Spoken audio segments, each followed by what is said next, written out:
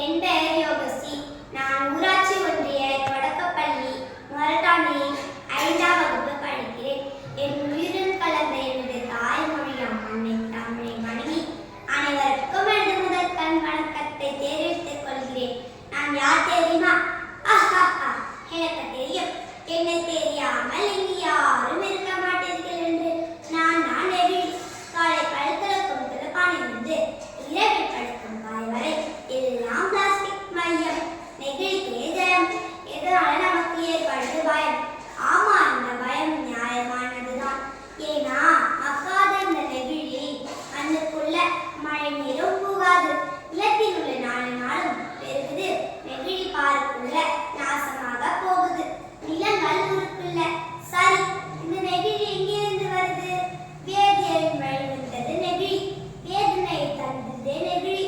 வேகமாய் அடைகிறது பெருக்காம. இதனால் பூமி அடைவது வருத்தம்.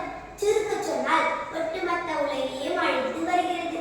இந்த நெகிழியை பிசைய முடியும், அழுத்த முடியும். ஆனால் அழுத்தினால் வளையாது, உடையாது. மிக நீண்ட ஆயுள் கொண்ட எதுவும் பூமிக்கு வரும். அதோட தீங்கும் அதிகம்.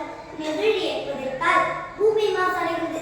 அதை எரித்தால் காற்று மாசடைகிறது. நீரின்றது தண்ணீர் மாசடைகிறது. நெகிழியும் ஆபத்தும் ஒற்றை நாணயத்தின் இரட்டை பக்கங்கள் போல பயன்படுவதை நிறுத்துவது பூமிக்கு நாம் செய்யும் மரியாதையாகும். நாடுகள் நம்மை அழிக்கும் நெகிழியை தடை செய்திருக்கின்றன. நாடுகள் தடை செய்கிறதோ இல்லையோ, நாம் அதை தடை செய்ய வேண்டும். மண்ணை மனதாக்கும் நெகிழி மனித இனத்தையும் மனதாக்கும்.